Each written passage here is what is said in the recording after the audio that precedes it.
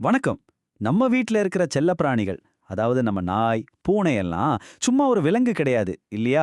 அவங்க நம்ம குடும்பத்துல ஒருத்தர் மாதிரி. ஆனா, அந்த அன்பு கூடவே ஒரு பெரிய பொறுப்பும் வருது. அத பத்தி தான் இன்னைக்கு கொஞ்சம் விரிவா பார்க்க போறோம். சரி, உங்க வீட்ல நாய் இல்லன்னா பூனை வளர்க்குறீங்களா? அப்போ நான் கேக்குறத கொஞ்சம் கவனமா கேளுங்க. அவங்க கிட்ட இருந்து நமக்கு 3 முக்கியமான நோய்கள் பரவ வாய்ப்பு இருக்கு. ஆனா, நம்மள பல பேர் இத பெருசா கண்டுக்கிறதே இல்ல. அது என்னென்ன நோய்கள்னு உங்களுக்கு தெரியுமா? வாங்க தெரிஞ்சுக்கலாம். ஓகே. அப்போ நம்ம கட்டாயமா தெரிஞ்சு வச்சுக்க வேண்டிய அந்த 3 நோய்கள் என்னென்னன்னு ஒன்னொன்னா பார்க்கலாம். முதல்ல ரேபிஸ் இத வெறிநோய்க்கடின்னு கூட சொல்லுவாங்க.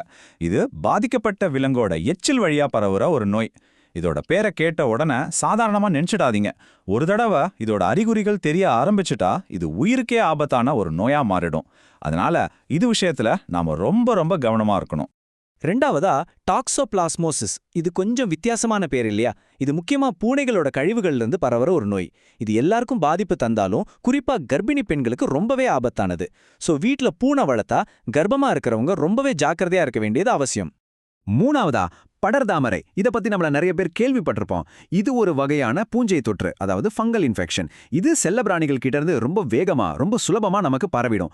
குறிப்பா குழந்தைங்க அவங்களோட விளையாடும்போது அவங்களோட மென்மையான தோல்ல இது சுலபமா தொற்றிக்க வாய்ப்பு இருக்கு. சோ இதுலயும் ஒரு கண் வச்சுக்கிறது நல்லது. ஐயோ, இவ்ளோ நோய்கள் வருமான்னு பயப்படாதீங்க. நல்ல விஷயம் என்னன்னா, இது எல்லாம் வராம தடுக்கிறது ரொம்பவே சிம்பிள். அதுக்கு நாம என்னென்ன செய்யணும்னு இப்ப பார்க்கலாம் வாங்க. பாருங்க, ரொம்ப சிம்பிளான 4 விஷயம்தான். 1.